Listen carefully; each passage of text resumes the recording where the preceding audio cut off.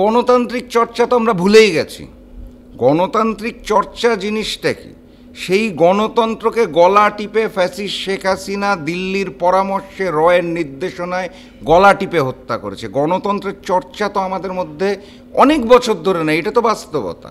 সেই চর্চাটাকে আমরা ফিরিয়ে আনতে চাই। গণতান্ত্রিক চর্চা তো আমরা ভুলেই গেছি। গণতান্ত্রিক চর্চা জিনিসটা কি?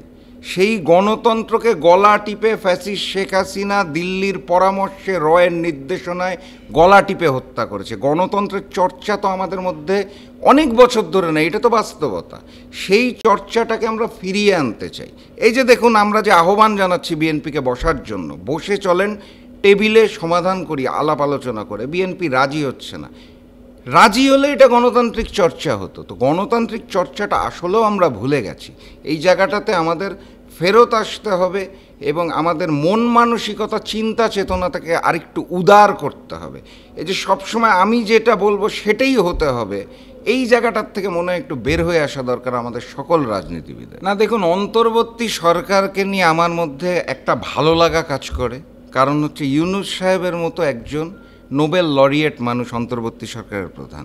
একই সাথে সাথে আমার প্রচণ্ড দুঃখ কাজ করে, কারণ অন্তর্বর্তী সরকার আসলে সরকারের ভূমিকায় নেই। মানে তাদের কার্যক্রমগুলোতে মাঝে মাঝে আমার মধ্যে হতাশা আসে। আমি আমার ইহজীবনে কোনোদিন শুনি নাই কোনো সরকার রাজনৈতিক দলদেরকে আলটিমেটাম দেয় অথবা ডেডলাইন দেয়। আমি সারা জীবন শুনেছি রাজনৈতিক দলগুলো দাবি নিয়ে সরকারকে বলে 7 দিন সময় দিলাম, এর মধ্যে সমাধান করবেন, না হলে আন্দোলনে নামবো, অথবা হরতাল দিব, অথবা অবরোধ দিব। আমি আমার জীবদ্দশায় প্রথম শুনলাম অন্তর্বর্তী সরকার রাজনৈতিক দলদেরকে বলেছে 7 দিন সময় দিলাম, আপনারা সমাধান করে আসেন। তাহলে আপনারা দায়িত্ব নিয়েছেন কেন? আপনাদের 8 মাস ধরে আপনারা রাজনৈতিক দলের সাথে সিরিজ বৈঠক করলেন, করার পরে সিদ্ধান্ত দেওয়ার দায়িত্ব আপনাদের। সেখানে আপনারা হাত পা গুটিয়ে বলছেন যে রাজনৈতিক দলগুলো আলোচনা করে সমাধান দিবে। অর্থাৎ আপনারা কোনো দায় দায়িত্ব নিতে চাচ্ছেন না, যাতে ভবিষ্যতে আপনারা দায়গুলো রাজনৈতিক দলদের উপর দিয়ে দিতে পারেন। এটা কোনো সঠিক সিদ্ধান্ত হতে পারে না। একটা সরকারের কাজ হচ্ছে ডিসিশন বিল্ড করা এবং ওই ডিসিশন ওয়াইজ এক্সিকিউট করা। সরকার যদি বলে যে আপনারা ডিসিশন নেন, তাহলে আপনার সরকার থাকার প্রয়োজন কি? এটাই তো আমি বুঝতে পারি না। এবং অতীতেও আমি বারবার বলেছি যে এই সরকারের কার্যক্রমে আপনি দেখবেন কোথাও কোনো একটা কিছু ঘটে গেল, তারা তীব্র নিন্দা ও প্রতিবাদ জানায়। সরকার কেন নিন্দা প্রতিবাদ জানাবে? সরকার তো বিচার করবে, গ্রেফতার করবে, পরিস্থিতি নিয়ন্ত্রণ করবে।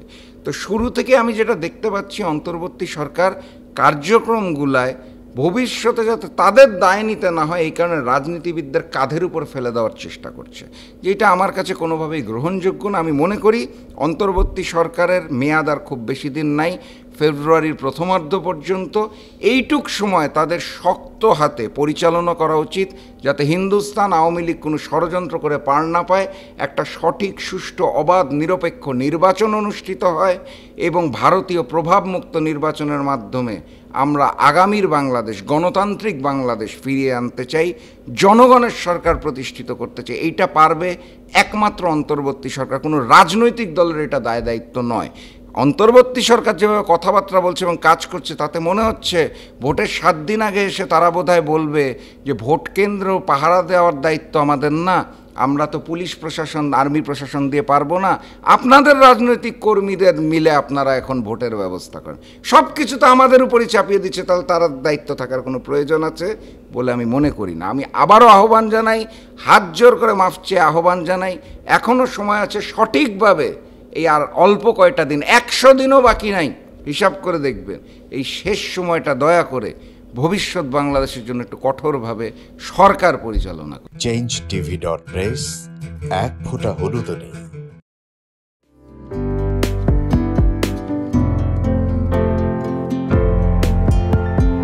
পহেলা জানুয়ারি 2025 ইউটিউব জার্নালিজমের অগ্রদূত changetv.press 6 বছর পেরিয়ে পা রাখল গর্বিত চেঞ্জ টিভি গণতন্ত্র, ভোটাধিকার, আইনের শাসন এবং মুক্ত সাংবাদিকতা প্রতিষ্ঠায় দীর্ঘদিন যাবৎ কাজ করে যাচ্ছে। বাংলাদেশের মানুষের জনমত গঠনে এবং একটি সুন্দর বাংলাদেশ বিনির্মাণের লক্ষ্যে তথ্য এবং বস্তুনিষ্ঠ সংবাদ পরিবেশন করে গোটা জাতিকে তাক লাগিয়ে দিয়েছে। এক ফোঁটা হলুদও নেই এই স্লোগান নিয়ে কোনো প্রতিষ্ঠান, কোনো সংবাদপত্র এবং কোনো মিডিয়া কাজ করছে বলে আমার জানা নেই।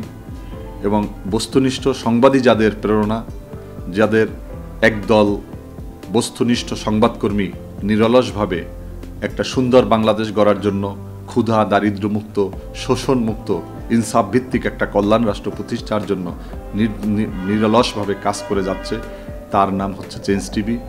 বাংলাদেশ লেবার পার্টির পক্ষ থেকে আমি চেঞ্জ টিভির দর্শক, শ্রোতা এবং কলাকুশলী, বিজ্ঞাপনদাতা সবাইকে জানাই আন্তরিক শুভেচ্ছা, অভিনন্দন। 6টি বছর খুব বেশি নয়, 6টি মাস বা বছর একটা শিশু বয়স থাকে। এই শিশু বয়সে চেঞ্জ টিভি যা অর্জন করেছে তা কৈশোরে গিয়ে হয়তো আরও অনেক অনেক বড় আকারে ধারণ করবে। আমি বিশ্বাস করি যে বাংলাদেশের চেঞ্জ টিভি শুধু অনলাইন ভিত্তিক নয়, এটাকে আমরা স্যাটেলাইট হিসাবে দেখতে চাই। বাংলাদেশের মানুষ এই চেঞ্জ টিভির মাধ্যমে আরেকটি স্বপ্নকে তারা বাস্তবায়নের দিকে এগিয়ে যাবে। changetv.press, এক ফোঁটা হলুদও নেই।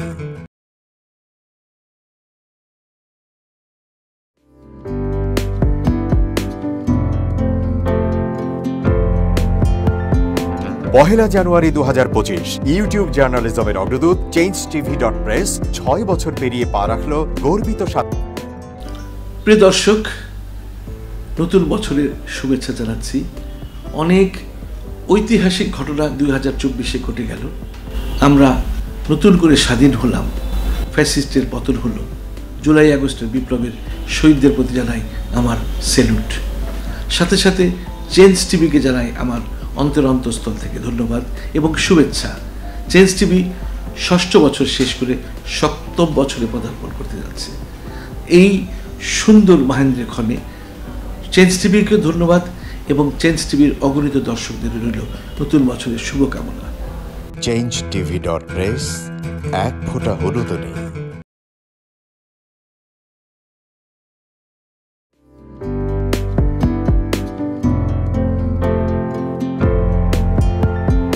পহেলা জানুয়ারি 2025 ইউটিউব জার্নালিজমের অগ্রদূত changetv.press 6 বছর পেরিয়ে পা রাখল গর্বিত চেঞ্জ টিভির 6 বছর পূর্তি উপলক্ষে আমি আন্তরিক ধন্যবাদ জানাচ্ছি।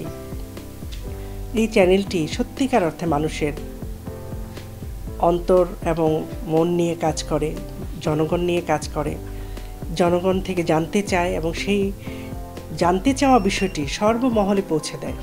সুতরাং আমি দেখেছি চেঞ্জ টিভির অনেকগুলো অনুষ্ঠান, সবগুলো আমাদের নিজেদেরগুলি সহ তারা চমৎকারভাবে উপস্থাপন করেন এবং তাদের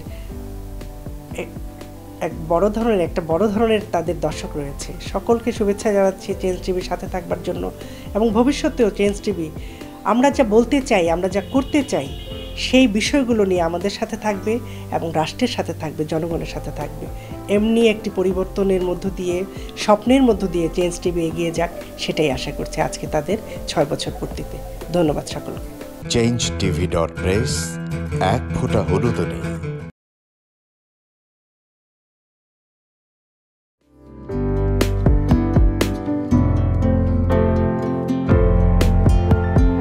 পহেলা জানুয়ারি 2025 ইউটিউব জার্নালিজমের অগ্রদূত changetv.press 6 বছর পেরিয়ে পা রাখল গর্বিত প্রতিটি সরকারের আমলে 10 বছর আমি কোনো ব্যবসা করতে পারিনি।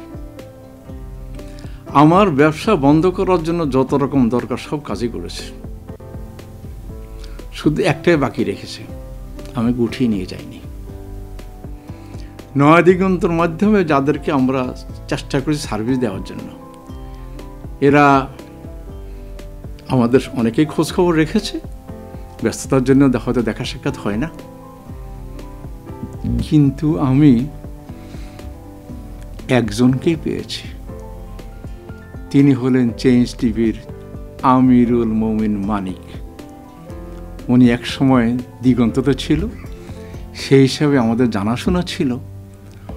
ওনার একটা ইন্টারভিউতে আমার খুব পছন্দ হয়েছে, সেজন্য আমি ওনাকে 10:30টার সময় ফোন করেছি। উনি উত্তরে বললেন, গলাটা খুব পরিচিত, প্রথমে হয়তো নামটা বুঝে সারেননি। আমার নামটা খেয়াল করতে, আমি সাথে সাথে নাম বলেছি এবং বললো যে 3 দিনের মধ্যে আপনার সাথে আমি দেখা করব। ওনার কমিটমেন্ট অনুযায়ী সেইভাবে এসছে এবং উনি বলছে আপনার যত দুঃখের কথা সব বলেন, আমি প্রচার করব। আমি সত্যি সত্যি ওনার কাছে খুবই কৃতজ্ঞ। আমার মনে যেসব ক্ষোভ আছে, যেসব দানা বেঁধে আছে, আমি কিছুটা হালকা হয়েছি ওনার সাহায্যে। আমি চেঞ্জ টিভির উত্তরোত্তর সমৃদ্ধি কামনা করি এবং ভবিষ্যতে যেন আমার মতো একজন নাম না জানা লোককে চেঞ্জ টিভির সামনে এনে তাকে যেন উদ্বুদ্ধ করে। changetv.press, এক ফোঁটা হলুদও নেই।